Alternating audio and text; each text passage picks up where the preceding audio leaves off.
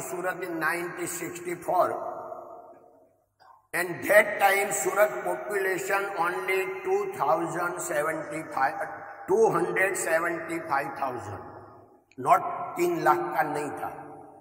आज 60 lakh, 6 million. That time diamond cutting and polishers only 200. Today near to 1 million. तो ये मैं सूरत प्रोग्रेस का साक्षी हूं. After 6 years I working in factory. First my salary starting 103 rupees. After last salary 600 rupees, and now after starting with 3 friends with 5,000 rupees all 1970. And how is my English?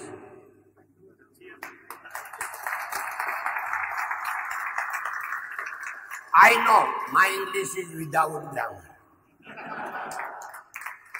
My English only practical. I some reading, can't writing. But my English is running around the world. Rest of the 2 countries,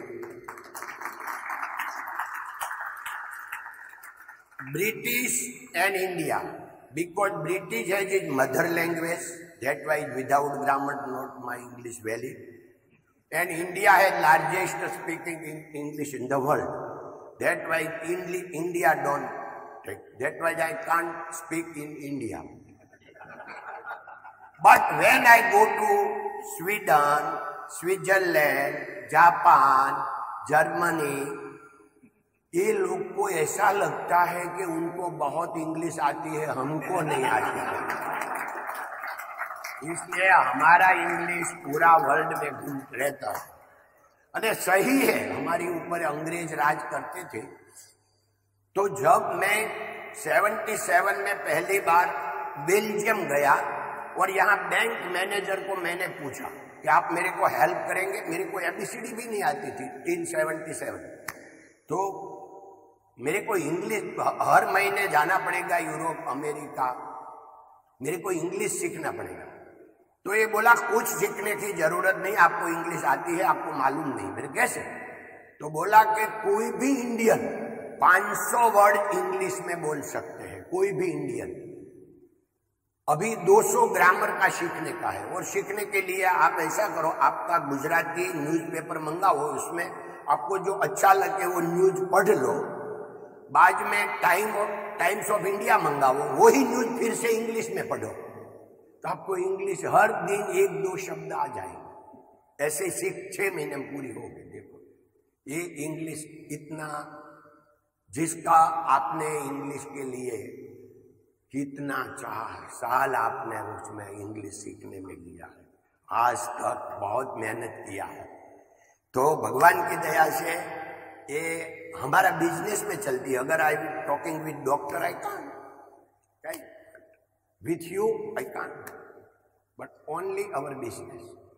तो ये मेरा पहचान हो गया कि ये गामड़ियों गोविंद है, उसमें कुछ नहीं है. ये सब कुछ मिला है, वो तो मैं मानता हूं कि एक प्रारब्ध अनुसार मिला है. ये सृष्टि में कोई भी आते हैं, आप लोग भी होशियार हो गया इसलिए आप सक्सेस हो गया, कभी मत समझना. आपके प्रारब्ध में थे, पूर्व जन्म में कुछ था, आपको इसी तरह वही माँ बाप मिला, ये प्लेस मिला, एनवायरमेंट मिला, और आप यहाँ सक्सेस होते गए और आपको चांस मिल गया. आपसे भी कहीं लोग ज्यादा बुद्धिशाली होगा, जिसको चांस नहीं मिला वो यहाँ खड़ा है. तो आपको क्यों चांस मिला? कि आपका प्रारब्ध में है. तो पूज्य डोंगरे जी महाराज की बात हमारी बात में आती रहेगी. क्यों? कि मैं जो कुछ भी आज हूं पूज्य डोंगरे जी महाराज का प्रभाव के हिसाब से हूं. पूज्य डोंगरे जी महाराज ये तो भागवत कथाकार थे, वो चले गए, उनको भी 30 साल हो गए. वो मेरे को नहीं पहचानता था, मैंने खाली उसकी भागवत कथा सुनी है, इसमें से मेरा जीवन बना है. तो वहां तो तो मैं एक बात करके अपनी बात शुरू करता हूं कि ज्यादा करके हम लोग लेक्चर नहीं देंगे, हम बातचीत करेंगे, आपके साथ जुड़ जाएंगे, आप कोई क्वेश्चन करेंगे और मैं उनका आंसर। मेरे को सब कुछ मालूम है, इसलिए मैं आपको आंसर दूंगा, आप लोग को मालूम नहीं, ऐसी कोई बात नहीं है। सत्संग का मीनिंग होता है सत्य नो संग, सत्य का संग।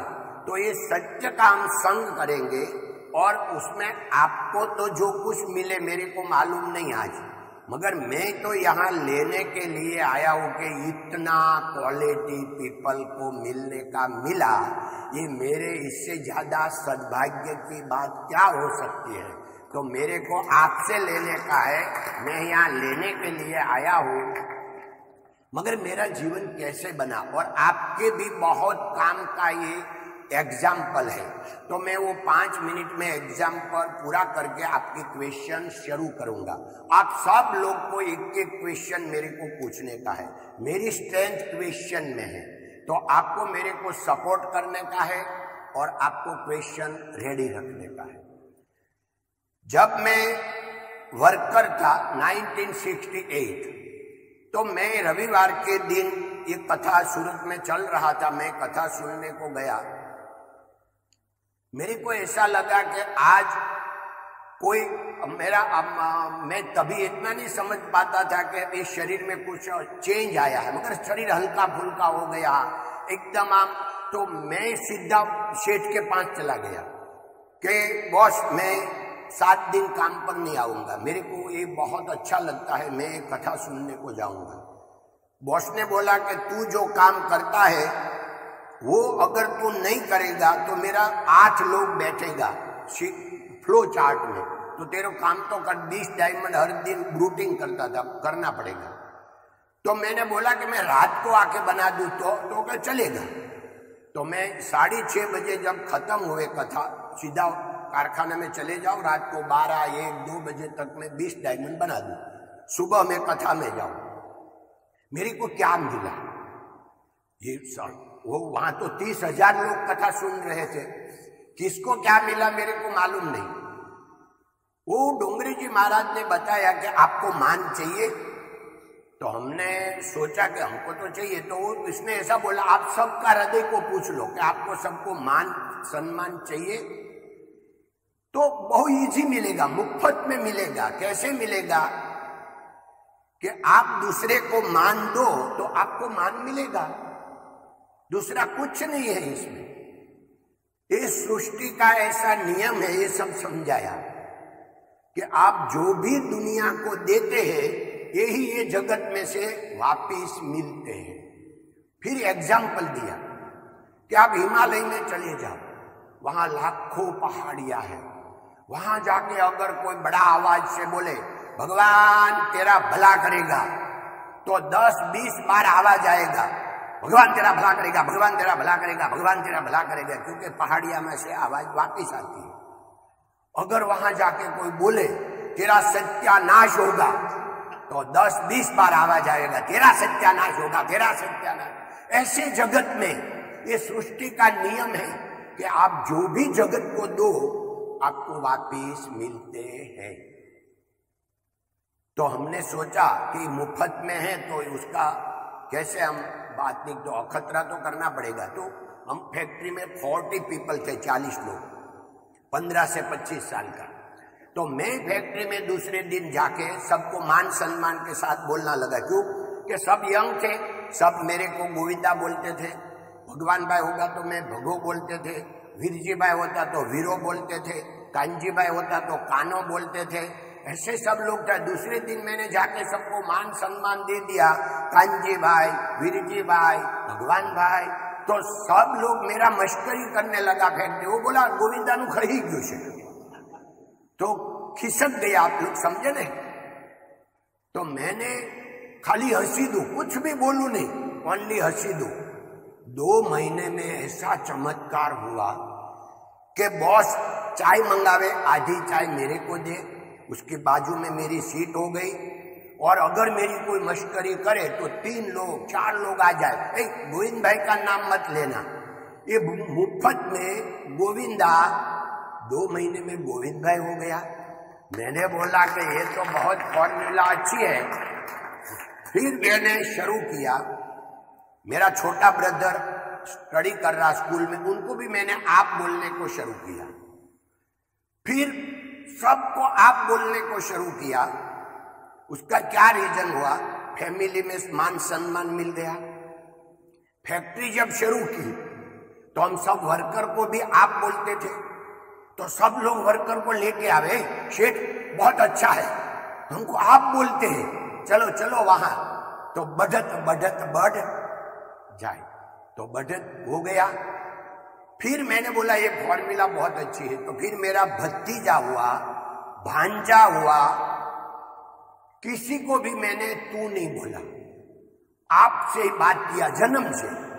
ये दुनिया में मैं किसी को तू नहीं बोलता, 5-10 लोग छोड़ के, क्योंकि मेरा भाई, मेरा बेटा, मेरी बेटी, 2 बेटियां हैं, ये सब लोग ने मेरे सामने ये तड़ाका किया कि ये हमको आप दुनिया को कुछ भी को, हमको तो आपको तुकारे बोलाना पड़ेगा।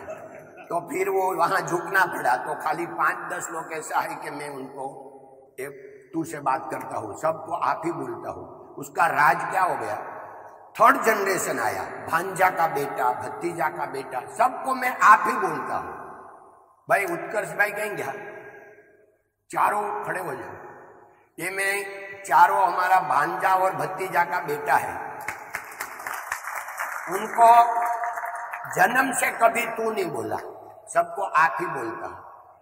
तो क्या उनका राज हो गया आपको मालूम है? 50 साल में, बैठ जाओ, 50 साल में किसी ने मेरा अपमान नहीं किया, 50 साल में। तो उनका दुनिया तो जो कुछ हो गई, मेरा जीवन भरपूर हो गया।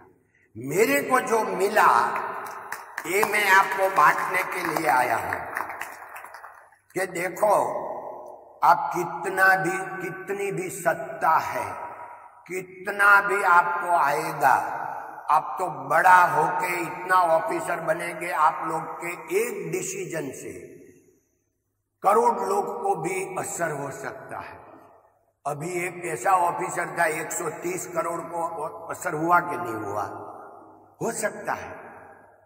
तो ये आप ऐसा डिसीजन मेकर बनने वाले हैं सब लोग।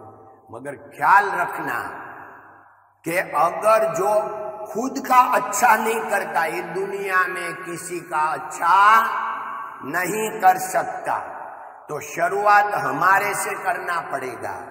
और हम अगर ऐसा बर्ताव करेंगे, हम सच्चा ऑफिसर कब बनेंगे?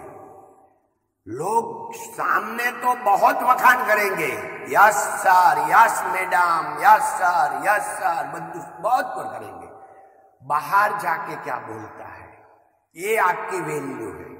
आप कीमती तो हो ही गए हैं, कीमती तो हो ही गए, अभी वैल्यूबल बनने का है। एथिक्स, वैल्यूबल, ये वैल्यू और कीमत, उनके बारे में हम एक बाद में बात करेंगे, वो खास करने का है। तो उनके पहले आपको जुड़ने के लिए सबसे पहले अपने क्वेश्चन शुरू करने का है। कौन बोलेंगे? सभी को नमस्कार। सर, आपने अपनी जर्नी शुरू की, प्रोग्रेस की। सर, मेरा नाम राजकुमार प्रजापति है, मैं IRAS ऑफिसर हूँ, 2011 बैच, और अभी मैं उप वित्त सलाहकार जबलपुर में तैनात हूँ। सर, आपने अपनी जर्नी शुरू की इनिशियली, तो आपको क्या पता था कि आप इतनी दूर तक चले जाएंगे? आपने कोई ऐसा प्लान बनाया था, या जैसे कि आप बार बार एक शब्द इस्तेमाल कर रहे हैं, प्रारब्ध, कि आप चलते गए और अभी भी आपको नहीं पता कि आपको कहां तक जाना है? बहुत अच्छा, चलो भाई।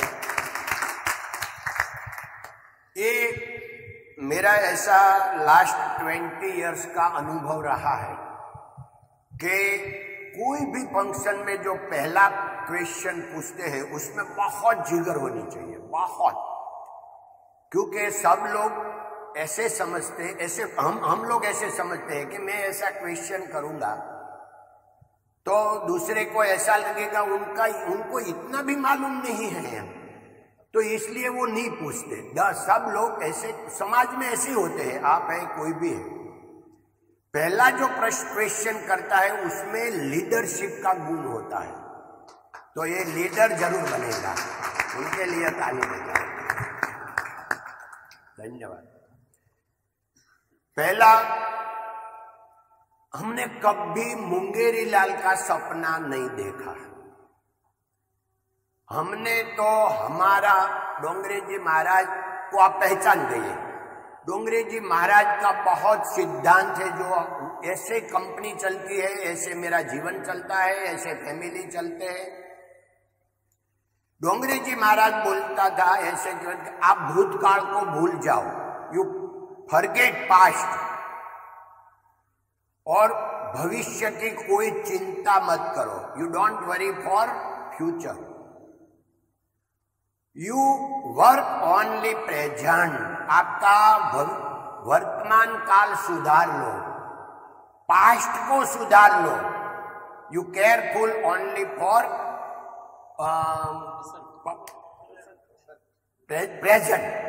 प्रेजेंट। क्यों? हमारी पास प्रेजेंट है, अभी पास्ट तो चले गया, भगवान खुद आएगा तो वो तो वापिस आने वाला है ही नहीं। फ्यूचर की हम चिंता क्यों करते हैं? जिसका वर्तमान अच्छा नहीं होता है, जिसका प्रेजेंट अच्छा नहीं होता है, उनको फ्यूचर की चिंता होती है। जिसका प्रेजेंट अच्छा होता है, उनका फ्यूचर की कोई चिंता नहीं है। फ्यूचर हमारा ब्राइट ही है, क्योंकि हमारा प्रेजेंट अच्छा है। हम जो काम करते हैं उसका फल मिलने वाला, आज मिले, 5 साल के बाद मिले, 10 साल के बाद मिले। करेला करम ना बदला देवा तो पड़े, ये हमारा गुजराती में पानबाई हो गई, 400 साल पहले उसने भजन गाया है। मगर ये गुजराती का माहौल नहीं, तो आप समझ नहीं पाएंगे। मगर जो हमने कर्म किया उसका फल भोगना ही पड़ेगा। अच्छा किया तो अच्छा ही मिलेगा, बुरा किया तो बुरा ही मिलेगा। तो हमने कोई प्लान नहीं बनाया, मगर हमको ये मालूम है कि हम एक काम आज करेंगे तो हमारा फ्यूचर, हमारा फैमिली का फ्यूचर, हमारी कंपनी का फ्यूचर अच्छा होगा। तो हमको क्या करने का इतना ही सोचा। इसलिए मैं कहता हूं कि एक पिक्चर में जो डायलॉग आता है कि हम तो चलता गया कारवा बनता गया। हमने कोई फ्यूचर प्लान कभी बनाया नहीं। और मैं आपको ये भी बताऊं, ये सब बात तो आपका जन्म पहला की है, तो मैं ऐसे बोलूं कि वो टाइम पर अगर साक्षात भगवान आ गए होते मेरे पास, कभी मैं सूरत में आया 1964 में, तभी, और भगवान साक्षात आके मेरे को बोलता, बेटा मांग, तेरे को क्या मांगना है मांग, तो आज जो मेरी पांच है वो मैं मांग नहीं सकता। क्यों? सब कुछ मांगा होता। वो टाइम पर टीवी नहीं था, मोबाइल नहीं था, दोनों तो रह जाता। खुद भगवान आता तो अभी। तो फ्यूचर की आप चिंता ही छोड़ो, खाली वर्तमान को, प्रेजेंट को, बहुत महत्व की बात है कि प्रेजेंट सुधार लो। आज हम क्या करने वाले हो, सखत मेहनत करो, दूसरा कुछ नहीं। मैंने भगवान की दया से ऑफिसर का मेरा जान पहचान, बातचीत, बहुत लंबा टाइम से संबंध है। और मैं बड़ापन के लिए नहीं, मगर आपको मेरा स्वभाव जो है उनके हिसाब से लोग कितना जुड़ के रहते हैं, ये बताने के लिए खाली मैं बात आपको दिखाता हूं कि मेरी बेटे की शादी 2009 में हुई। तभी नरेंद्र भाई मोदी साहब सीएम थे, वो तो आए थे, पूरी कैबिनेट आई थी, और हमारा 26 जो एमपी है, 26 में से 15 एमपी आए थे, और 182 एमएलए है, एमाथी नियर 200 एमएलए आए थे, पूरी कैबिनेट आई थी। उनके साथ में जहां राजकारणी आते वहां ऑफिसर नहीं आते, 42 IAS और IPS 42 आए थे।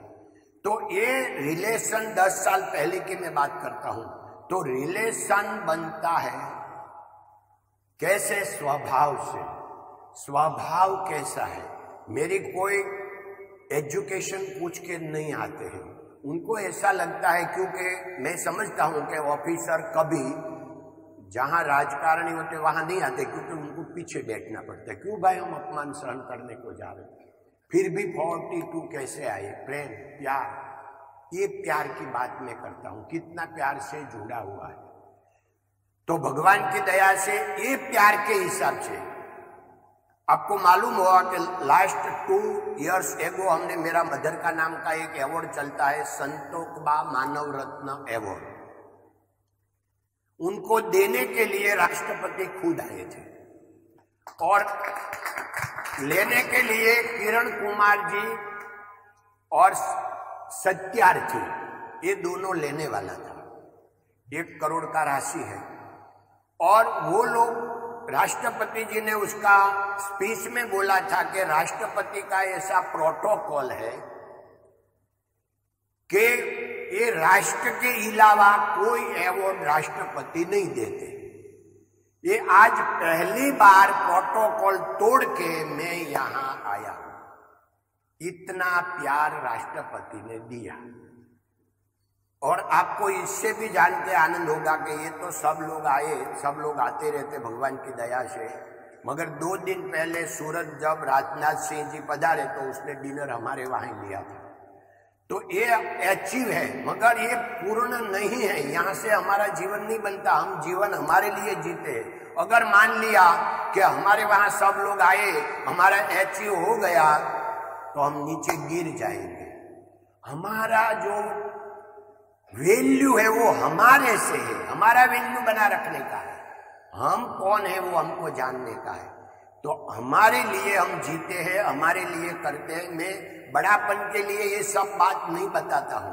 ये बात मैं आपको इसलिए बताता हूं कि आपको एक क्षेत्र में बनना, आप एक ऑफिसर बन गए तो वो इनफ नहीं है। उसके अलावा आपको बहुत कुछ बनने का है और बहुत कुछ करने का है। और जो चीज सामाजिक सोशली है उनको आपको अपडेट करने का है। क्यों? गीता जी में भगवान ने बोला है, श्रेष्ठ पुरुष जो आचरण करता है दूसरे लोग वो ही काम करते हैं। तो आपका सब फॉलोअर हो जाएंगे। आप लोग अगर अच्छा काम करेंगे, आपके पीछे लाखों लोग अच्छा काम करेंगे। अगर आप गलत काम करेंगे, लाखों लोग गलत काम करेंगे। भावनगर में एक बार मेरा कजिन ब्रदर है, उसकी फैक्ट्री में आया, पेपर में बड़ा हेडिंग कि प्रमुख स्वामी ने 5000 लोग को व्यसन मुक्त किया भवानी जेम्स में से। और पूरा गुजरात में अच्छी हो गई। मेरा कजिन ब्रदर ने, मैंने बोला कि मैं भी ताली बजाता हूं, अच्छी बात है, मगर देखो आपने ये व्यसन शुरू किया था, इसलिए आपके बाद में 20,000 लोग व्यसन करने लगे हैं। तो आपने काम 5,000 को बचाया, ये बड़ापन नहीं है। 20,000 को आपने गिराया है, उसकी कभी आपने सोचा है? अभी प्रायश्चित करो। ये मेरा भाई कजिन ब्रदर की बात है। तो ये मैं बोलता हूं कि हमने गलत, एक बार वो, अगर मेरा जो कजिन ब्रदर है वो बड़ा डायमंडर था और इतना, अभी उनको भी कैंसर हो गया गाल का, और बम्बई में ऑपरेशन किया। वो 2 साल ऑफिस में नहीं जा पाया, धंधा कम हो गया। तो मैंने बोला क्या रिजल्ट आया भाई? ये जो करने का हमको नहीं है वो कभी नहीं करने का। इसलिए आपको तो अच्छा लगे नहीं लगे मेरे को मालूम नहीं, भगवान मेरा द्वारा जो बुला रहा है, इसलिए मैं बोलता हूं कि मैं आप सब लोग को प्रार्थना करता हूं कि आप लोग मूल्यवान बनिए। मूल्यवान कैसे बनेंगे? कीमती तो मैंने बोला हो ही गई है। जब गांधी जी फॉरेन पढ़ने के लिए लंदन जाते हैं, उनकी मां ने बोला था कि बेटा ये तू 3 चीज कभी नहीं करेगा। वो कौन सी थी?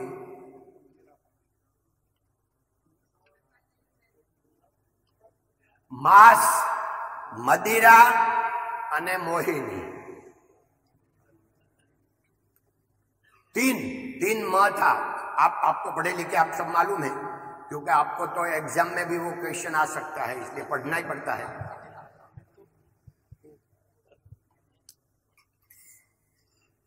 चौथा मेरा है जुगार, जुआ। ये मैंने ऐड किया है, गांधी जी ने नहीं किया। अगर आप में ये 4 चीज नहीं है तो आप समाज का फॉलोवर है, आप सात्विक है, अच्छे हैं, अच्छे बने रहेंगे। कितना हो सके मैं नहीं मानता, जानता, समझता, मगर अगर ये 4 नहीं होते हैं तो हम बहुत सुखी होते हैं, वो मेरे को मालूम है। ये मेरे प्रैक्टिकल है कि 4 चीज जिसमें नहीं होती ये ज्यादा से ज्यादा सुखी है। मेरा बड़ापन के लिए नहीं मैं बात करूं कि मैं तो फॉरेन 77 से एवरी मंथ जाता हूं। अभी 10 साल से कम जाता हूं, साल में 2-3 बार, नहीं तो एवरी मंथ मैं फॉरेन जाता। मेरा 30% लाइफ 30 साल तक 77 to 2000, मेरा 30 साल का 2005 तक, तो 25 to 30% लाइफ फॉरेन में, ओवरसीज में गए हैं। तो मैं जानता हूं, मगर मैंने कभी भी एक दारू की बोतल लाने देते थे तभी, अभी तो इतना स्ट्रिक्ट नहीं है, पहले कस्टम में बहुत स्ट्रिक्ट था। मैं कभी कोई ऑफिसर को खुश करने के लिए कभी भी एक भी बोतल लाया नहीं, मेरे लिए तो नहीं, किसी के लिए नहीं। तो ये फिर भी बिजनेस तो बढ़ता ही गया भाई। अगर कॉन्फिडेंस होता है तो हमारी बोतल देख के वो सपोर्ट नहीं करेगा भाई, हमारा काम देख के करेगा। आपका काम में, आप में विश्वास रखो। तो ये मेरा प्रैक्टिकल है कि अगर ये 4 चीज निकल गई। मैं लास वेगास कितनी बार गया होगा? More than 20 time. First time I am going to 87 घूमने के लिए। लास वेगास में ओनली 3 होटल थी, तभी मैं साक्षी हूं। लास वेगास का एयरपोर्ट पर एवरी डे ओनली 20 प्लेन आते थे। Today 500 every day, 500 only 20 in 87। वो भी मैं साक्षी हूं। आज 500 प्लेन आता है, उनका भी मैं साक्षी हूं। और आज 20-25 होटल हो गई। होटल कितनी बड़ी? 8,500 रूम, 8,000 रूम, 7,000 रूम, 6,000 रूम, इतनी बड़ी होटल हो गई। सब लोग क्यों आते हैं? जुआ खेलने को। और आपको आनंद होगा और गोविंद काका का पागलपन लगेगा, मगर मैंने कभी आज तक लास वेगास में $1 भी का जुआ नहीं खेला। ये 20 टाइम। मैं तो लास वेगास क्यों जाता हूं? हमारा वहां डायमंड का बड़ा शो लगता है, पूरा विश्व का। 6,500 कंपनियां आती है हर साल। तो पहले जो ये जाना पड़ता था, इसलिए हम शो में जाते थे। तो ये बात है कि ये जो सुख का ये दरवाजा मैं आपको दिखा रहा हूं, ये सब सुख का दरवाजा है। सुख, आनंद, सेटिस्फैक्शन, हमको जीवन के लिए ये सब जरूरी है। धन्यवाद। Any question? मेरा नाम M.K. Goyal, IRTS 2010 batch. मेरा आपसे एक प्रश्न है कि आप जब कंपनी में एक कामगार की हैसियत से काम करते थे, अपने काम से आप संतुष्ट थे, तो ऐसी कौन सी घटना थी जिसने आपको वो काम छोड़ के एक मालिक बनने के लिए प्रेरित किया? और दूसरा है उसी के साथ, क्या बिजनेस में आपने कभी झूठ का सहारा लिया क्या? धन्यवाद, बहुत अच्छा। संपत्ति एंड संतति ये प्रारब्ध अनुसार मिलती है, इनके लिए प्रयत्न करने की जरूरत है, पाप करने की नहीं।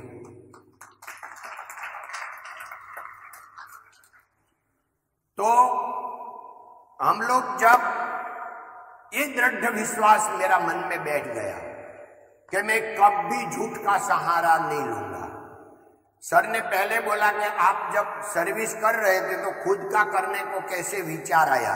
मैं उनको प्रारब्ध बोलता हूं कि हम 3 लोग आपस में काम कर रहे थे, तीनों मिले, तो हमने सोचा चलो अपने पास ये 3 हमें, एक भाई था उनका साला और उनका छोटा भाई था, हम 5 लोग होके एक फैक्ट्री शुरू करें। और पैसा तो मैंने बोला कि भाई हम तीनों 2-2 हजार रुपया निकाले, मैंने 1 हजार फिर निकाला, वो दोनों ने 2-2 हजार निकाला, क्योंकि मैंने उनको बोला मेरे को गांव से लाना पड़ेगा, मेरे पास 1000 रुपये, उसने मान्य किया। तो 5 लोग ने हमने फैक्ट्री शुरू की और लेबर से हम माल लाने को शुरू किया। तो जब लेबर से माल लाया, जिसने हमको दिलवाया, मैं पहले उनके वहां काम कर रहा था, हीरा भाई वाड़ी वाला था, तो पीडी कोठारी नाम की डायमंड की कंपनी थी, वहां से उसने लेबर पर 60 डायमंड दिलाया। वो 4 दिन में पूरा हो गया। मैंने उसको बताया तो उसमें जो वेट किल और उसने मांगा था 28%, हमको आया 34%। क्यों? कि वो 5 ही लोग काम कर रहे थे तो नुकसान नहीं आया और खुद का होके एकदम स्किल का काम किया। तो जिसके हस्तक में माल लाया था, हीरा भाई को बताया कि ये मेरे को तो 34% आया। ये बोला कि इतना तो हम नहीं दे सकते, आप बड़ा हीरा निकाल दो और छोटा अंदर डाल दो, और 28, 6 और 7 और 8% करके उनको दो। मैंने बोला मैं चोरी तो करता नहीं, चोरी करने का इरादा है ही नहीं, वो तो मेरा है। तो बोला अगर तू ये 34% देगा तो वो हमारी 5 भी मांगेगा, हमारे तो 28 से ज्यादा आता नहीं, तो हमारा बिगड़ेगा। मैंने बोला तो आपका मैं बिगाड़ना नहीं चाहता, आप ही कुछ करना वो कर लो। उनको दे दिया, उसने 26% कर दिया और मेरे को बोला कि आप जाओ उनको दे के आओ। उसने दिया, वो हैप्पी हो गया। दूसरा मेरे को माल दिया 80 डायमंड। मैं आया, मैंने सोचा उनको अगर 26% में प्रॉफिट मिलता है, मेरे को 34% ही लाएगा तो प्रॉफिट नहीं मिलेगा, तो मैं खुद का क्यों न बनाऊं। मगर खुद का कहाँ रॉ मटेरियल डायमंड मिले वो मालूम नहीं था। तो एक बार मैं गया था, मेरा भाई ने बताया कि डायमंड का ऑफिस है, मैं वहां गया साइकिल लेके 500 रुपया लेके। तो उसने बोला, वहां एक भाई बैठा था, मेरी जितना ही था। मैंने बोला मेरे को रफ डायमंड चाहिए। वो बोला कि यहाँ तो नहीं बेचता, मगर तेरे को कैश से लेने का है तो मैं साथ में आऊँ, मेरे को 1% ब्रोकरिंग देना। मैंने कहा चल। हम दोनों गए, 3 ऑफिस में उसने घुमाया। 2 ऑफिस वाला ने प्राइस कम किया, 100 किया, बाद में 90 किया, 80 किया। 3 में से एक ऑफिस ऐसी थी जिसने 91 किया, फिर कम नहीं किया। तो मेरे को तो मालूम था डायमंड क्या भाव चलता है, मगर 90 वाला जिसका फिक्स प्राइस था उनका ले लिया। मैंने बोला 5 कैरेट दो। कैरेट 1 ग्राम में 5 कैरेट होता है, 200 मिलीग्राम 1 कैरेट। डायमंड का वेट कैरेट में होता है। तो हमने बोला कि 5 कैरेट दो। ये बोला 5 कैरेट नहीं मिलेगा, 10 मिनिमम लेना, क्योंकि 100 कैरेट का पुड़िया था, तो 5 कैरेट इसमें से कट नहीं हो पाएगा। मैंने बोला मेरे पास तो 910 रुपया चाहिए, मेरे पास 500 रुपया है। तो वो बोला एक ब्रोकर तेरे घर आएगा, घर से ले जाएगा। मेरे को मालूम था कि घर में भी कहाँ है। तो वो तो 10 कैरेट लेके ब्रोकर साथ में आया। मेरा तो मैरिज नहीं हुआ था, मेरा जो पार्टनर था उनका रूम चल रहा था, उनके घर में मैं खाता था, वहां उनको लेके गए। मैंने बोला वीरजी भाई, उनको अपने को 420 रुपया देने का है, 410 रफ का और 10 उनकी ब्रोकरिंग। तो बोला भगत यहाँ क्या फदो से? फदो मीन्स हमारे सौराष्ट्र में पैसे को फदिया बोले। तो क्या भगत यहाँ का फदा है? तो मैंने बोला अभी देना पड़ेगा, आप कुछ भी करो। तो उसने वाइफ को बोला कि मैंने तेरे घर खर्च में 200 रुपया दिए, वापिस दे।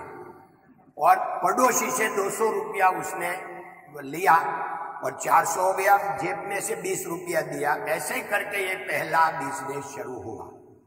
और ये शुरू होके जब हम गया, 2 पार्ट किया, 5 कैरेट बना के गया, तो वो उसने किया चलो 5 रुपया की लेबर से मेरे को दे वापिस। तो वहां मेरे को 4 देता था जहां लेबर से लाता था, उसने तो 1 रुपये ज्यादा दे दिया, तो मैंने उनको दे दिया। फिर उनके साथ काम करता रहा क्योंकि चोरी नहीं करनी पड़ी, सीधा उनको 1 रुपया ज्यादा मिल गया प्रॉफिट।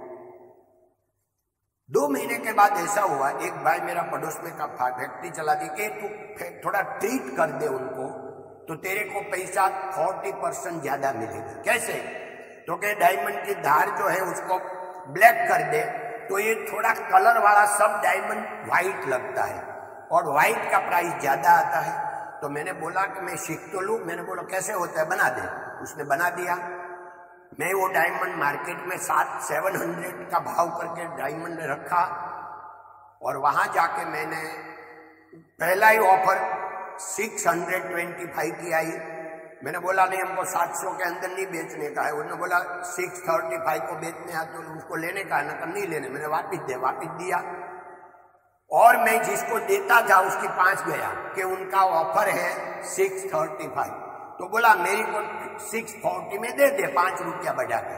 मैंने बोला आपको तो 450 में ही देने का है। वो बोला ऐसे क्यों? मैंने बोला मैं जो आपको रेगुलर 450 में जो पुड़िया देता हूँ वही माल है, उसको ट्रीट किया हुआ है, इसलिए आपको वाइट लगता है। ये वो बुढ़िया यही है। वो दोनों पार्टनर खड़े हो गए कि ऐसा? मैंने बोला ऐसा है। तो बोला कि मार्केट मैंने तो इसलिए लाया हूं कि मार्केट में आप किसी को गलत ढंग से ऐसा डायमंड आवे तो देखे, पहला उनका धार कैसा है। तो उनको बताया, बहुत अच्छा लगा। फिर अगर वो टाइम पर मैंने 450 का माल 640 में 50% प्रॉफिट में बेच दिया होता तो आज एसआर के बनता है।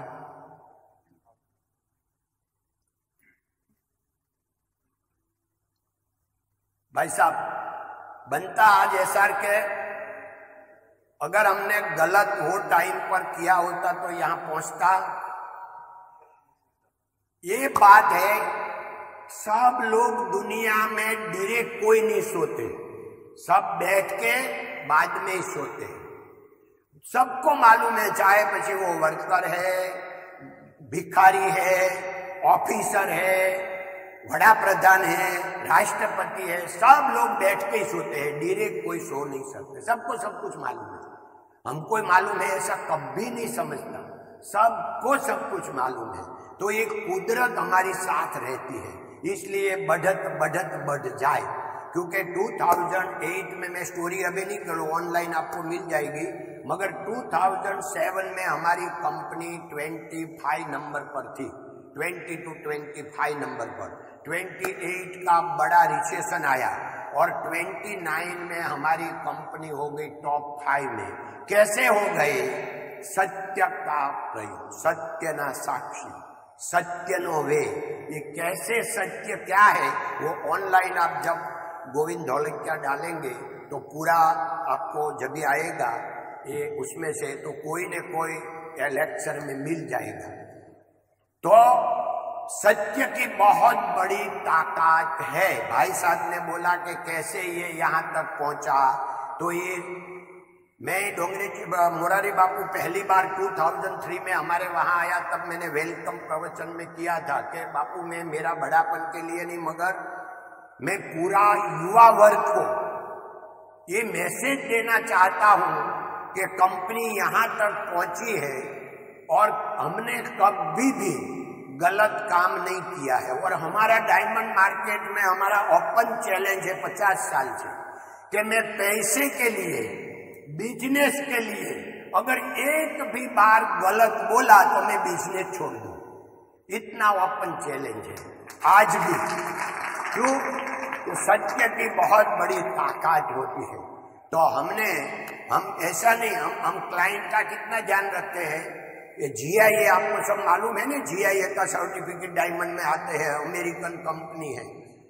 वो 8 क्राइटेरिया देती है और हम उनसे माइक्रो में SRK का 20 to 60 माइक्रो में देते हैं कि भाई GIA ने बोला ये है, फिर भी डायमंड इससे कितना अच्छा है, कितना तो कम है। इस तरह हमारी प्राइस होगी। हमारा 1.2 बिलियन का जो बिजनेस है, उसमें से online business more than 800 million का है, more than 70% only online business है, मगर B2B, B2C नहीं, हम कंज्यूमर को नहीं, खाली B2B। अमेरिका से लेके जापान तक जितना ज्वेलरी शो होगा, डायमंड का ज्वेलरी शो, शॉपिंग, ये हमारा डायमंड वहाँ, वो हमारा क्लाइंट। तो आपको ऐसा सबको मालूम है ना कि ऑनलाइन में अगर उनको अच्छा नहीं लगे तो हमारा डायमंड वापस भेजे। आपको आनंद होगा कि 2007 से ऑनलाइन बिजनेस चलता है, आज तक में एक भी डायमंड वापस नहीं आया। क्यों नहीं आया? ये सत्य। धन्यवाद है कि नाम तो सुन रखा था सर, साक्षात्कार भी हुआ। मैं एक बहुत ही आपके ही बातों से निकला हुआ एक प्रश्न है। आज इतना बड़ा SRK एम्पायर खड़ा हो गया, आपको अपना निजी सेटिस्फेक्शन किसमें होता है, एम्पायर से या आपके अपने एथिकल वैल्यूज से? देखो, मैं सबको बोलता हूं कि मेरा जीवन एकदम भरपूर गया, भरपूर एवरीडे में जिया, एवरी क्षण जिया। वो ज्यादा करके टेंशन मेरी पास नहीं आता है। क्यों नहीं आता है? आप लोग माने इतना इजी है, हमारा पूरा 1000 लोग का फैमिली है, 5000 का SRK फैमिली में है, इतना बड़ा कारोबार है, इतना बड़ा जोखिम का काम है, वर्ल्ड लेवल का बिजनेस है, और आप ऐसे माने कि टेंशन क्यों नहीं आता है? तो मैं सबसे पहले आपको मैसेज देता हूं कि जो लोग ऑनेस्टी से काम करते हैं उनके पास टेंशन नहीं आते हैं। डर उनको ही लगता है जो लोग झूठ काम करते हैं। भाई फैमिली के साथ झूठ करते हैं, मम्मी पापा के साथ झूठ करते हैं, बेटा बेटी के साथ झूठ करते हैं, पत्नी के साथ झूठ करते हैं, पति के साथ झूठ करते हैं, समाज के साथ झूठ करते हैं, ऑफिस में झूठ करते हैं। जो लोग झूठ का सहारा लेता है उनको टेंशन आता है। तो टेंशन भगवान की दया से इसलिए नहीं आता कि मेरा जीवन भरपूर गया डोंगरे जी महाराज के हिसाब से। उनका सेंटेंस है कि आप दुनिया को सुधारने की भांगजड़ में कभी पड़सो नहीं। आप दुनिया को सुधारने की चिंता ही मत करो, ये पूरी दुनिया सुधरी हुई है, क्योंकि भगवान ने बनाई है, कोई अदृश्य शक्ति ने बनाई है, वो तो सही बनाई है। खुद आप सुधर जाओ तो पूरी दुनिया सुधरी हुई है। हमको सुधरने का है, हमको दुनिया को नहीं सुधारने का, तो पहला हमको देखने का है। दूसरी बात है, उनका एक सेंटेंस है, भाई वो लोग फोटो बतावा हमसे, ये हमारा फैमिली एक साथ में हम क्यों रह सकते हैं? इसलिए कि डोंगरे जी महाराज ने बोला, जिसको भाई में भगवान नहीं दिखता वो देश सेवा और देव सेवा कर सकते नहीं है। अगर वो भाई को भूल के ऐसे माने कि मैं देश सेवा और देव सेवा कर रहा हूं तो उनकी भक्ति नहीं है, ब्राह्मणा है। तो ये सोच करके ये शब्द पर भाई में भगवान दिख के ये इतना पूरा हमारा फैमिली है, 944 पर्सन हियर, और इसमें से ये मेरा दादा का नाम है ग्रैंडफादर, ये मेरा फादर है, ये मेरा फादर का 3 बड़ा भाई है, मेरा फादर ये 4 भाई है, 2 बहना है, और ये 6 फैमिली 6 जनरेशन, और एक फैमिली का अभी एक साथ में 944 पर्सन बैठे हैं। कैसे बैठे हैं? डोंगरे जी महाराज का सेंटेंस पर कि भाई में भगवान को दिखने का। जब मैं 77 में गया पहली बार बेल्जियम, तो मैंने सोचा ये भी दुनिया है। मेरा 2 भाई तब गांव में खेती का काम कर रहे थे, पहले उनको सूरत ले आए, उनका खुद का बिजनेस शुरू करवाया।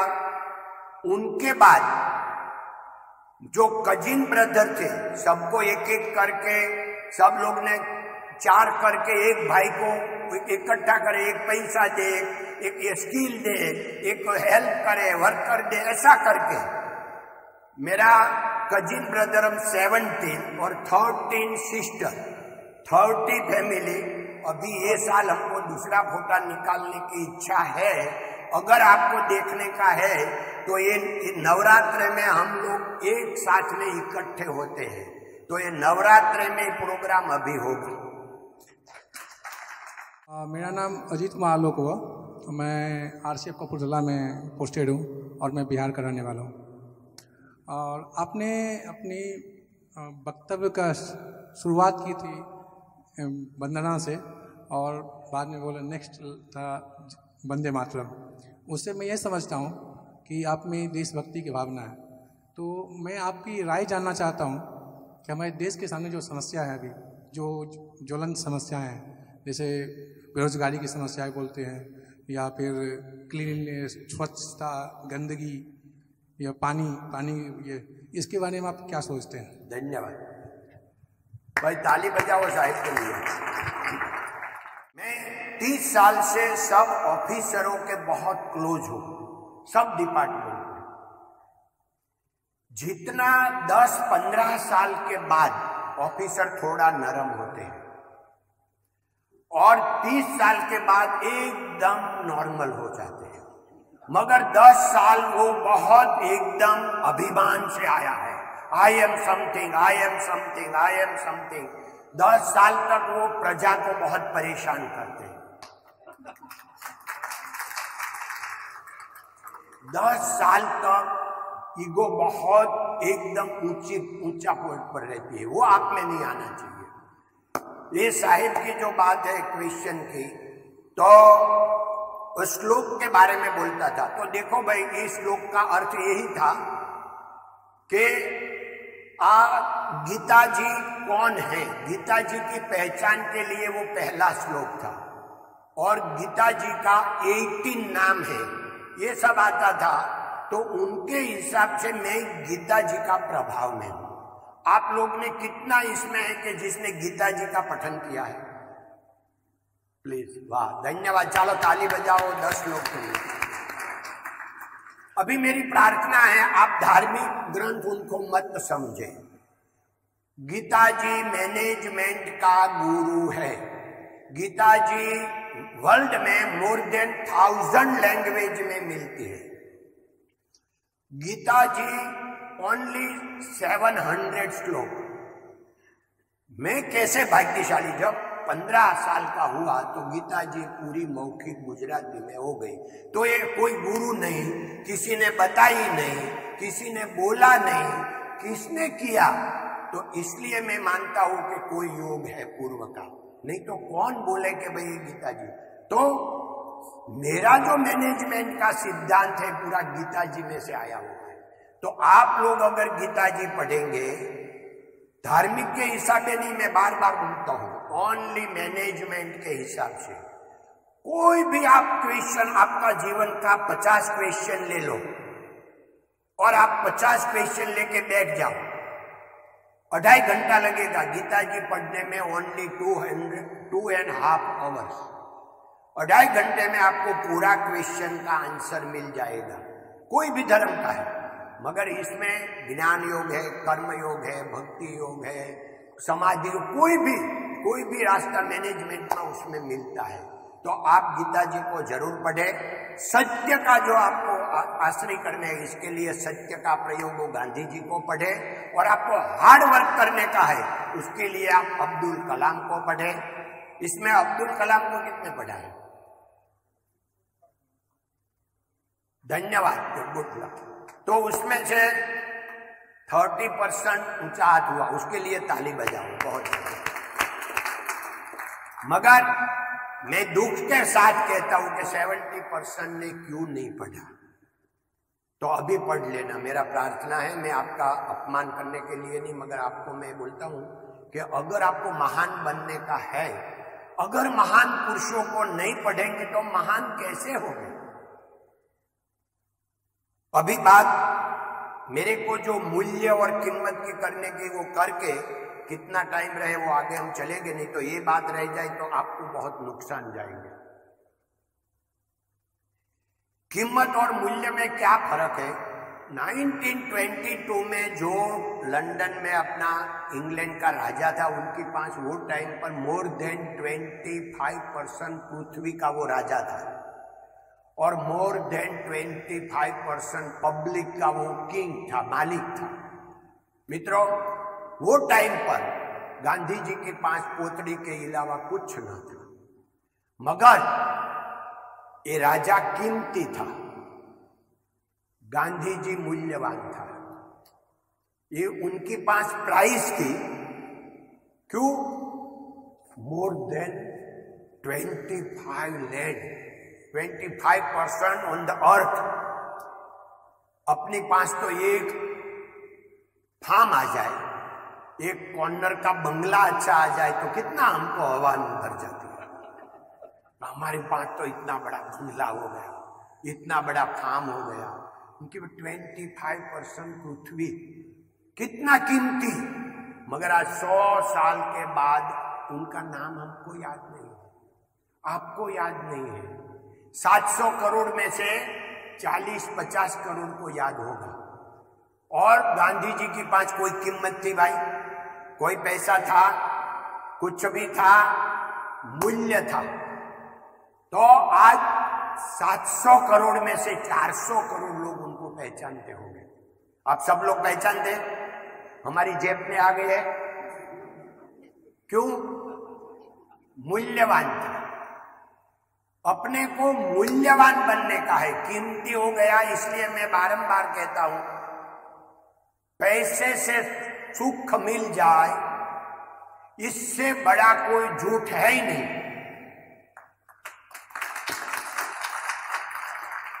पैसे से कभी सुख नहीं मिलता, साधन मिलते हैं। पैसा है तो आप कार खरीद सकते हैं, घर खरीद सकते हैं, एयर कंडीशन खरीद सकते हैं, हवाई जहाज में घूम सकते हैं। पैसा है तो साधन मिलता है, मगर ये सब करने से सुख नहीं मिलता। सुख यहां हमारा सेटिस्फेक्शन से मिलता है। सेटिस्फेक्शन क्या होता है? हमारा जीवन का, कि हमने क्या किया, हमारा वर्तन कैसा है, हमारा एटीट्यूड कैसा है, हमारा फैमिली कैसा है, हमारा समाज कैसा है, हमारा गांव कैसा है। इसके हिसाब से एक गांधी जी मूल्यवान है, तो अपने को मूल्यवान बनने का है। हमको कीमती तो हम हो ही गए हैं, मैंने पहले ही बोला, कीमती तो हम हैं। हमारा बच्चे लोग हैं ना, उनको मैं सबको समझाता हूं। भगवान की दया से आपको जान के आनंद होगा कि आप एक पृथ्वी पर जितनी कार है ना, सब कार का नाम लो। कोई भी कार का, हमारी 5 कंपनी के पास वो कार है, क्योंकि फैमिली बहुत बड़ा है, 200-500 कार है, तो कोई भी कार आपको मिलेगी। रोल्स रॉयल भी है, 2 फरारी है, और मर्सिडीज અને BMW तो डजन बंदी है। मैं हमारा फैमिली का सब बच्चा को इकट्ठा करके समझाता हूं कि ये सुख देने वाली नहीं है, ये कार सुख देगी। टेस्ला भी है,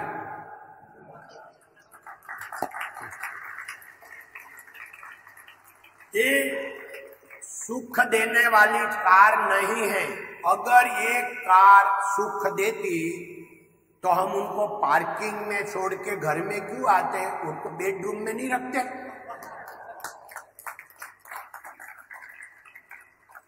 उनका कार का सुख वहां तक का ही है, लिमिट है।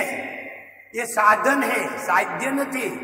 साध्य हमारा जीवन है, हमारा माँ बाप है, हमारा भाई है, हमारी पत्नी है, हमारा बेटा है, हमारी बेटी है, हमारा वो हमारा है। वो उनको साथ सुख लेने का है। तो सुख ये मन में से आता है। मन कहाँ रहता है? मगज में। और मगज किसने बनाया? भगवान ने। ऊपर आप कुछ भी नाम दो, अल्लाह, आपका जो भी धर्म है, जो भी, मगर अदृश्य शक्ति, कोई जो शक्ति है, इसने बनाया।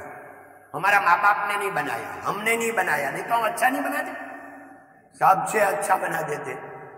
भाई हमारा नहीं बनाया। तो हमारा जब हमारा चाहत काम नहीं हुए तो हमको टेंशन नहीं आएगा। मैं आपको एक फॉर्मूला समझाता हूं।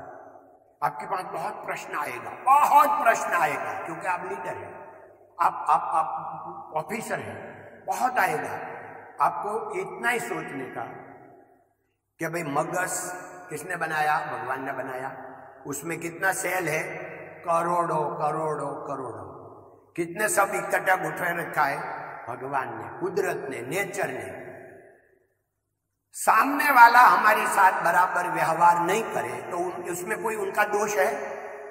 नहीं है, उनका मगज का दोष है। सामने वाला का माइंड ऐसा है, उनका थिंक ऐसा है, उनका सोच ऐसा है, इसलिए वो ऐसा बात कर रहे हैं। तो क्यों ऐसा है भाई? तो उसने भगवान ने बनाया है, उसमें बेचारा उनका क्या दोष है? भगवान का दोष है। अभी आपके साथ कोई ऐसा व्यवहार करे तो उनका ऊपर आप दाज मत करने का। दाज को क्या बोलते हैं भाई? तो गुजराती शब्द है दाज। गुस्सा, गुस्सा मत करो। आप उनकी दया खाओ। बेचारे को कि बेचारी को भगवान ने कैसा ये सब उनका सेल इकट्ठा किया, एक सेल उनका टेढ़ा रख दिया तो बेचारा टेढ़ी टेढ़ी बात करता है दया खाने पर, और उल्टा सुलटी बात करे तो खुद ऐसा ही समझने का। बेचारे को एक सेल भगवान ने, ऊपर वाला ने उल्टा रख दिया है, वो क्या करे? और अपने गौरव लेने का, हे भगवान तूने मेरी ऊपर कितनी कृपा की, मेरा सब सेल एकदम सही रखा, मेरा भी एक टेढ़ा रखा तो मैं भी टेढ़ी टेढ़ी बात करता।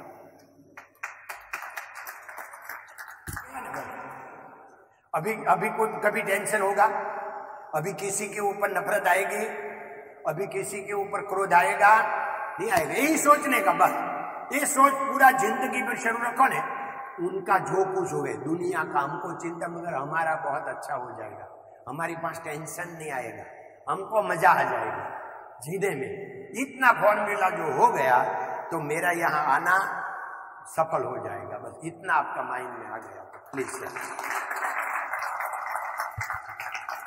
आपने जैसे शुरू में कहा था कि मैं पहले एक वर्कर था, बाद में मैंने अपनी कंपनी खड़ी करने की सोची, तो आपके मन में कोई डर नहीं था? जैसे कि आजकल के ज़माने में एक प्रचलन है कि आपके पास हमेशा कोई कार्य करने के लिए प्लान भी होना चाहिए, कोई भी कार्य करने के लिए आपके पास प्लान भी होना चाहिए। तो इस बारे में आपका क्या सोचना है कि प्लान भी हमारे पास होना चाहिए, या फिर एक ही प्लान को ऐसा बना लो कि वो कभी फेल ना हो? बहुत अच्छी बात की। प्लान तो होना ही चाहिए। अगर प्लान नहीं होता तो कोई आगे कैसे बढ़ सकता? हम बंगला बनावे तो पहला कागज पर बंगला बनना चाहिए, कैसा बनेगा? कागज पर बंगला बनाने में हम 1-2 महीना लगा दे, कोई हरकत नहीं। बाद में कोई डिस्ट्रिक्ट में बंगला ऐसा बनना चाहिए तो 6 महीने में बन जाता है। ऐसे होना तो चाहिए, मगर हम लंबा प्लान, गलत सोच नहीं करते थे। क्यों गलत सोच? मुंगेरी लाल का सपना क्या होता है कि भाई हम ऐसे सोचे कि हमको इंडिया का बड़ा प्रधान बनने का है, कि हमको इंडिया का राष्ट्रपति बनने का है, तो हम बन सकते हैं। ये मुंगेरी लाल का सपना नहीं है। मगर अगर हम सोचे कि हम अमेरिका राष्ट्रपति मेरे को बनने का है, वो मुंगेरी लाल का सपना है। क्योंकि अमेरिका का राष्ट्रपति बनने के लिए अमेरिका में जन्म लेना जरूरी है, बराबर? तो ये अपनी कक्षा देखने का काम। तो हमारा लंबा जो आप प्लान बोलते, ऐसा हमने बहुत नहीं किया कि 10 साल के बाद क्या होगा, 5 साल के बाद, मगर 1 साल का हम प्लान बनाते थे कि भाई अभी हमारा बैलेंस शीट ये हो गया, 1 साल खत्म हो गया, हमने ऐसा किया तैसा किया, तो हम 1 साल में क्या क्या कर सकते हैं। तो 1 महीने में ये करेंगे, 2 महीने में ये करेंगे, 3 महीने में ये, 1 साल में ये करेंगे। इतना फिर आपको जान के आनंद होगा कि हमारी कंपनी के बैलेंस शीट एवरी ईयर्स बनती होगी ना, आप लोग सोचते हैं ना, तो आपको जान के आनंद होगा कि हमारी बैलेंस शीट एवरी वीक बनती है। हम कहाँ खड़े हैं एवरी वीक हमको मालूम रहता है। तो ये कंट्रोल के लिए बहुत जरूरी है।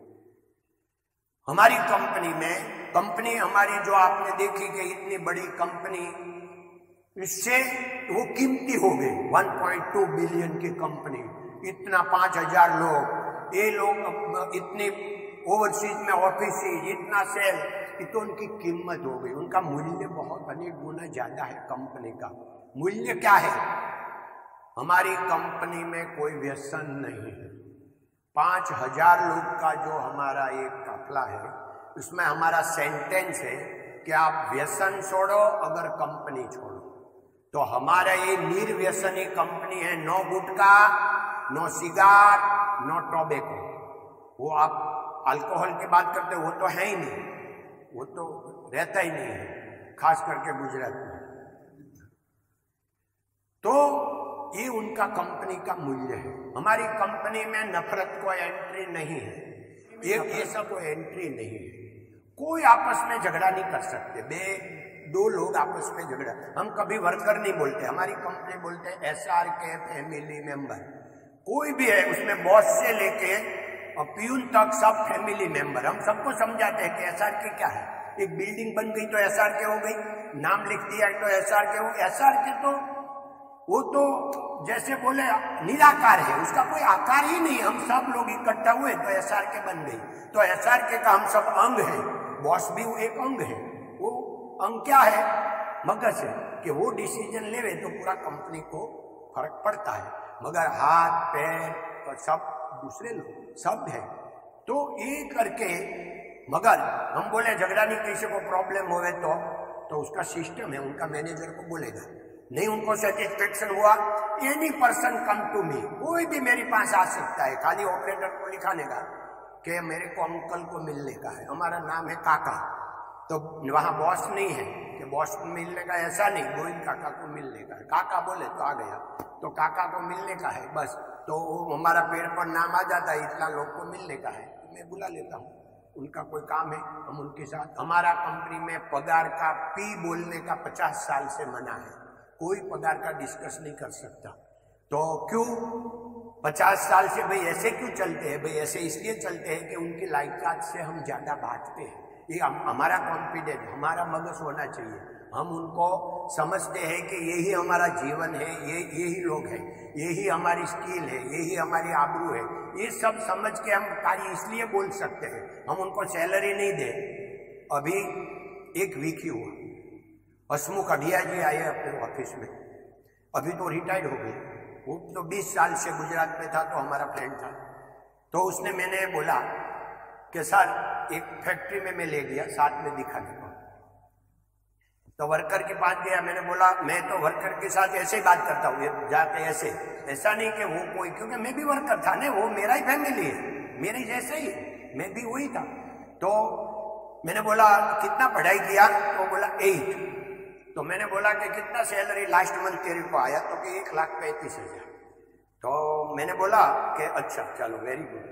तो दूसरी बात गया, भाई कितनी पढ़ाई किया? तो कि 10। तो लास्ट मंथ कितनी सैलरी आया? तो कि 1,65,000। तीसरी जगह पे गया, भाई तेरे को कितना पढ़ाई किया? तो कि 9। कितनी सैलरी आया? 1,40,000। तो ये सब ने उसको लाइव देखा। मैंने इतना ही किया कि देखो 8, 9, 10 पढ़ा है, वो कंप्यूटर में काम करता है, सामने स्क्रीन है, उसका व्हील है, वो खुद डायमंड का काम करते हैं, कंप्यूटर के हिसाब से करते हैं। हम उनका सैलरी नक्की नहीं करते हैं, कंप्यूटर नक्की करते हैं, काम कंप्यूटर के साथ करता है। तो उनको स्किल बोलते हैं, स्किल डेवलपमेंट। जो आप बोल रहे हैं ना कि स्किल डेवलपमेंट क्या होता है, तो मैंने बोला उनको स्किल डेवलपमेंट कहते हैं कि 8, 9, 10 वाले को आप कंप्यूटर में ये काम करने की स्किल दो और वो कंप्यूटर के साथ काम करके यहाँ पहुंच पाए, ये स्किल। तो आपको वहां पहुंचने का, तो ये कंपनी का मूल्य है। मैं मूल्य आपको समझा रहा हूं कि ये मूल्य। नमस्ते सर, मैं Arvind Kumar, senior DST Asansol. Sir मैं आपसे एक क्वेश्चन पूछना चाहता हूँ। क्वेश्चन इज दैट के इस समय जब इंडिया का ग्रोथ हो रहा है, सब कुछ हो रहा है, लेकिन नैतिक मूल्य कहीं खो गए हम लोगों के। हम देखते हैं सबको प्रमोशन चाहिए, किसी को पोस्टिंग चाहिए, किसी को फ्रेंड चाहिए, गर्लफ्रेंड चाहिए, 10, इससे ज़्यादा आदमी कुछ दूसरे के बारे में नहीं सोच रहा है। इसके बारे में आपकी कंपनी कुछ समथिंग कर रही है या कुछ देना चाहती है समाज को, खासतौर से यंग जनरेशन को? सर धन्यवाद भाई, ताली पर बहुत अच्छा क्वेश्चन है। मैं आपके साथ हूँ कि मैं 30-40 साल पहले ऐसे सोचता था, जब मैं यूरोप अमेरिका जाने लगा, कि अभी हमारा इंडिया में थोड़ा अज्ञान है, थोड़ा एजुकेशन कम है, लोग बहुत इतना नहीं, इसलिए ये 30-40 साल चलेगा, इतना बाद में बहुत अच्छा हो जाएगा, कोई गलत काम करेंगे नहीं, कोई एकदम सिस्टम में सब चलेगा।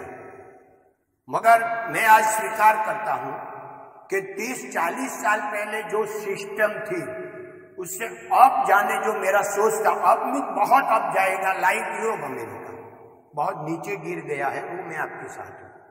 मैं अभी भी आशावादी हूं, अभी भी, कि चलो भाई 30-40 साल निकल गया और 20 साल नहीं निकलेंगे, अभी बहुत हमको आशा है।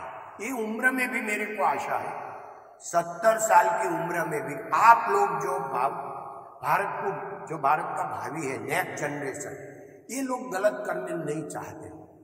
तो आप लोग जब आएंगे, सब लोग व्यवहार में, और जैसे बिजनेस में भी आपकी तरह हमारा न्यू जनरेशन आएगा। अभी मैंने देखा जितना भी बिजनेस है, टेक्सटाइल है, एक सिविल का है, डायमंड का है, दूसरा हजारों, न्यू जनरेशन रॉन्ग कोई डिसीजन लेना नहीं चाहते। न्यू जनरेशन सोचते हैं भाई मेरे को ये બધું मगज एडजस्टमेंट मेरे को नहीं चाहिए, मेरे को सीधी बात करो ना। ऐसे ही अभी ऑफिसर लोग भी जो न्यू जनरेशन आएगा ये करेगा, और ये सब मिलके अगर भारत का जो भावी है वो 20 साल में तो बहुत उज्जवल हो जाएगा, ऐसा मेरा सोच है। भगवान को प्रार्थना करता हूं कि मैं जो सोच रहा हूं ऐसा हो पाए, इसलिए प्लीज। मगर मैं पॉजिटिव थिंक वाला हूं, नेगेटिव बहुत कम सोचता हूं। अभी भी जो 30 साल 40 साल का मेरा लाइफ जो गया लाइफ में, तो इतना नहीं बिगड़ा है हम जितना जानते हैं, इतना। देखो 95 में SR राव साहब सूरत में म्यूनिसिपालिटी कमिश्नर बन के आए, एक बंदा आया पूरा सूरत को रहने जैसा बना दिया। ये साहिब ने हमका पानी के बारे में, सफाई के बारे में जो पूछा था, तो ये क्वेश्चन रह गया था। तो आपको जान के आनंद होगा कि नरेंद्र भाई मोदी ने तो अभी स्वच्छ भारत का अभियान 5 साल से शुरू किया। आपको जान के आनंद होगा कि स्वच्छ सूरत का अभियान हमने 92 से शुरू किया था। पहला हम 2 फ्रेंड हमारे घर पे बैठे थे, हमने बोला कि हमने हमारा घर अच्छा बनाया, सोसाइटी हमने सीमेंट रोड बना दिया, ग्रीन बना दिया, मगर हम सोसाइटी से बाहर निकले तो मेन रोड तो बहुत गंदा है, तो हम क्या करें। तो हमने दोनों ने सोचा हम बात करते हैं, हमने क्या किया उसके लिए, हम कंप्लेन ही करते रहेंगे, नहीं हम करेंगे। तो हमने बोला हम नेक्स्ट संडे से 1 घंटे के लिए सफाई करेंगे। एक साल के बाद पेपर में जब आया कि भाई मैंने आज सुबह में वेलकम क्लियरिटी क्लब वाला का काम देखा सफाई का, तो क्लियरिटी का कोई इंग्लिश में ऐसा कोई वर्ड ही नहीं है क्लियरिटी का। फिर भी वो हम तो अनपढ़ लोग, हमने के क्लीन करना है तो क्लियर करो, क्लियरिटी। तो क्लियरिटी हमने नाम रख दिया था। हमारा नाम गलत था, हमारा काम गलत नहीं था।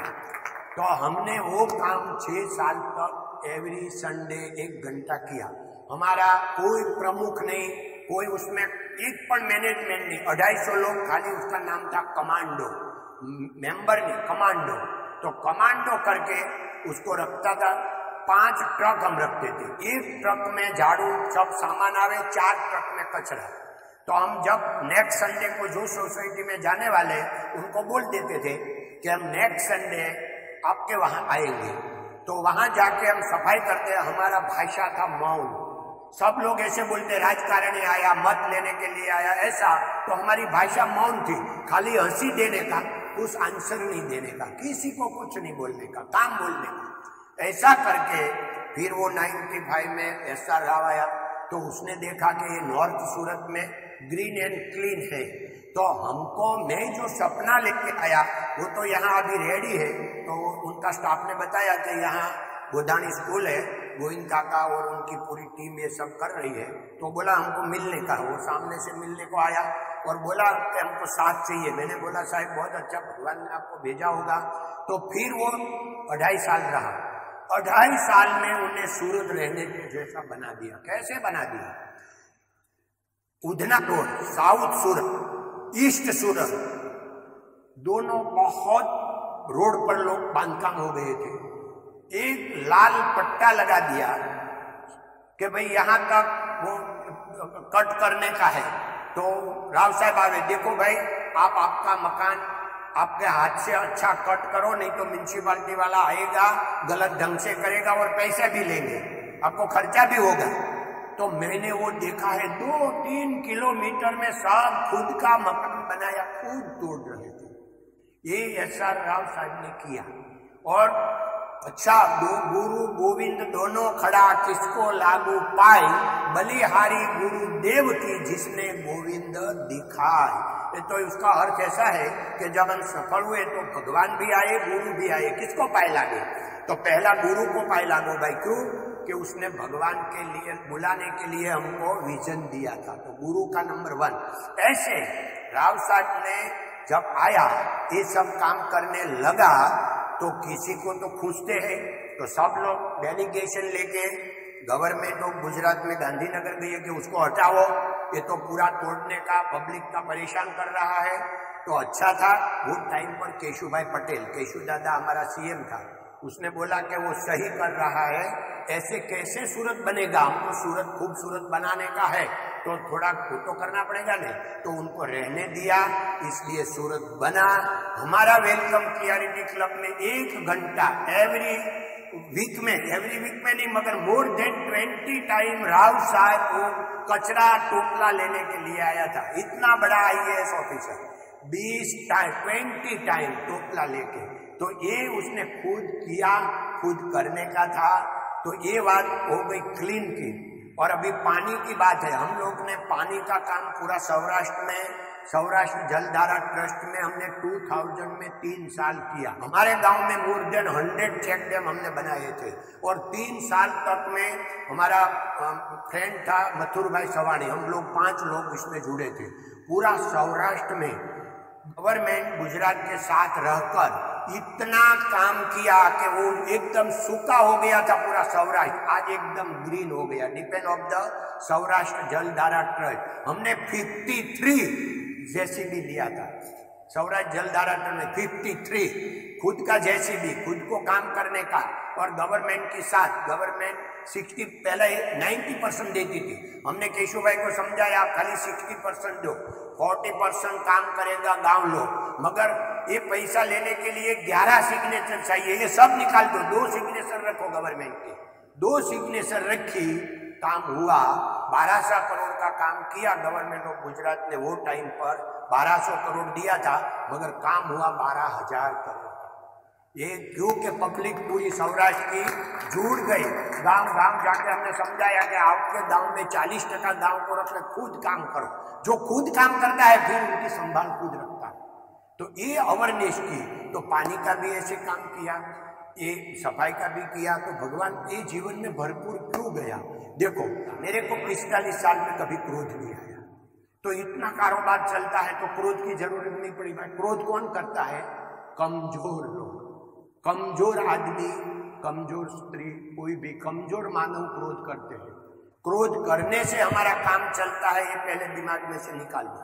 काम हमारा चलता है खाली मैनेजमेंट से।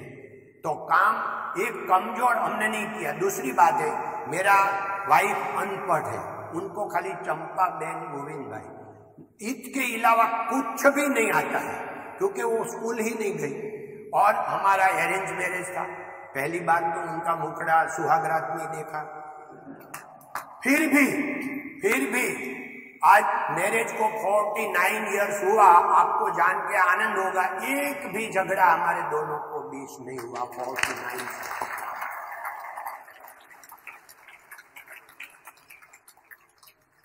आप ऐसे समझते होंगे कि काका काकी तो बुद्धू होगी इसलिए आपको परेशान नहीं करती होगी। ऐसा नहीं है। जब मेरा बेटा की शादी में अश्विनी कुमार सीबीआई का डायरेक्टर आया था, वो 3 दिन रहा। वो आया तो मैंने उनको बोला था कि मेरी वाइफ अनपढ़ है। वो गया ત્યારે क्या बोल के गया कि गोविंद भाई, मैं जाते वक्त आप एक तो सेंटेंस देने को जाता हूँ और ये चंपा बहन को मैं स्पेशली एक डिग्री देते जाता हूँ, बोलो। तो बोला कि आपने जब मैं आया तो बोला था कि ये अनपढ़ है। मैं 3 दिन उनका काम देख के बोलता हूँ कि उसने फैमिली को साथ में कैसे रखे, उनका पीएचडी किया है। तो मैं उनको डॉक्टर चंपा बहन बोल के जाता हूँ। ये उनकी कक्षा है, ऐसे आप नहीं समझो। बहुत अच्छी बात, मैंने आपकी एक्शन देखी तो ताली हृदय से निकलती है, दूसरे के कहने से नहीं निकलती। सही है। कभी भी वो हरक जो होते हैं ना, वो मालूम नहीं रहता है। हम कभी ताली बजा लेते हैं तो ही सही ताली, हमको मालूम नहीं रहे और बज जाए वही ताली। सर, मैं आपसे ये पूछना चाहता हूँ कि अगर आपकी कंपनी में या आपके परिवार में कभी जब विचारों का टकराव हो या कुछ समन्वय नहीं बन पाता है, तब आप निर्णय कैसे लेते हैं? धन्यवाद। देखो, ऐसा एक वातावरण बन जाता है।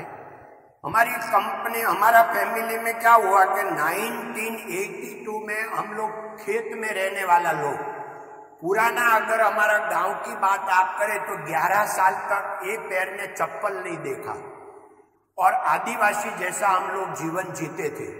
ये पैर में कभी भी ऐसा दिन ही नहीं देखा कि अंदर एक कांटा नहीं है, क्योंकि खेत में जाते तो कांटा तो लगता है, चप्पल तो था नहीं। तो जब कांटा लगे तभी निकालने का रिवाज गांव में था ही नहीं। शाम को घर में आवे तो मम्मी भी खेत में होती, पापा भी खेत में होते, ब्रदर खेत में, सब लोग खेत में काम करते।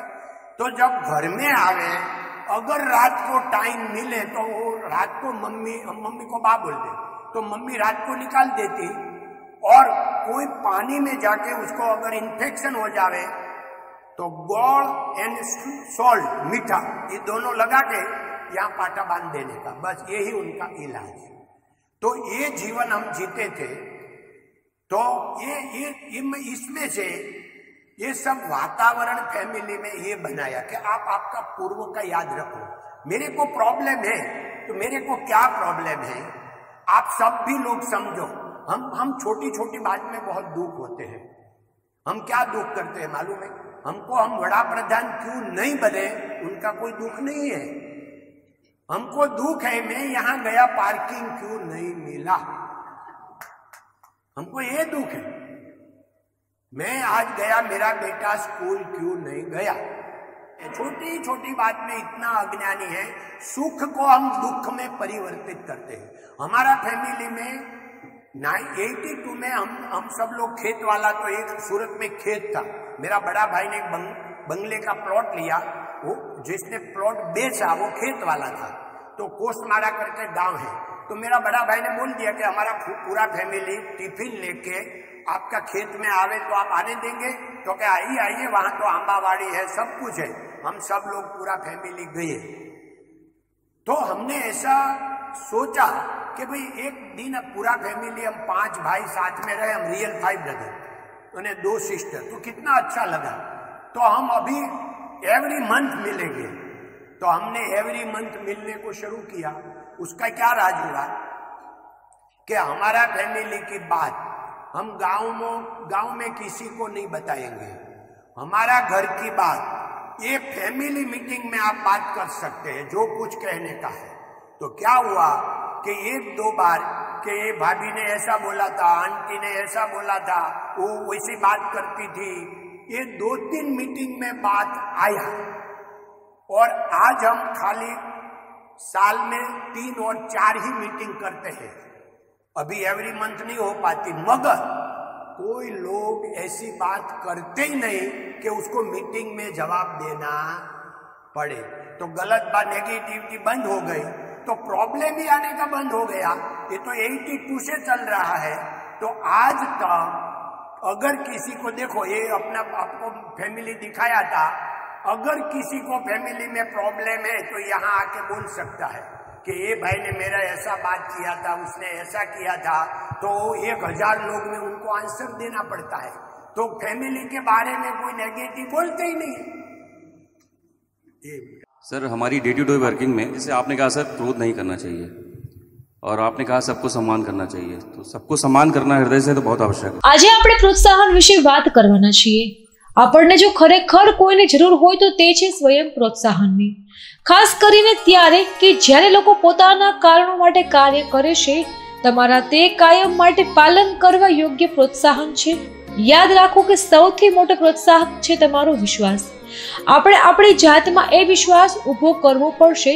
આપણું કાર્ય કે વર્તન માટે આપણે જ જવાબદાર છીએ। જ્યારે વ્યક્તિ જવાબદારીનો સ્વીકાર કરે છે ત્યારે બધું જ નીકળી જાય છે, ગુણવત્તા, ઉત્પાદકતા, સંબંધો અને સમૂહ કાર્યો। તો અન્યને પ્રોત્સાહિત કરવાના કેટલાક પગથિયા છે।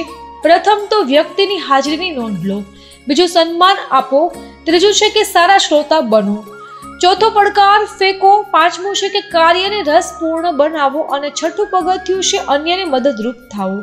આ ઉપરાંત પ્રોત્સાહન કરે તેવા કેટલાક પરિબળો છે જેમાં વણજોઈતું વિવેચન, નકારાત્મક વિવેચન, જાહેરમાં અપમાનિત થયાની લાગણી, નિષ્ફળતા કે તેનો ડર, સફળતા કે જે ગ્રંથિ આપે છે, ચોક્કસ હેતુની ઉણપ, સ્વમાનનું નીચું સ્તર, અગ્રતા ક્રમની ઉણપ, જાત માટે નકારાત્મક નોંધ, કાર્યાલયનું રાજકારણ, અયોગ્ય માવજત, દંભ, નીચાધારા ધોરણો, વારંવારનો બદલાવ, હક વિનાની જવાબદારી।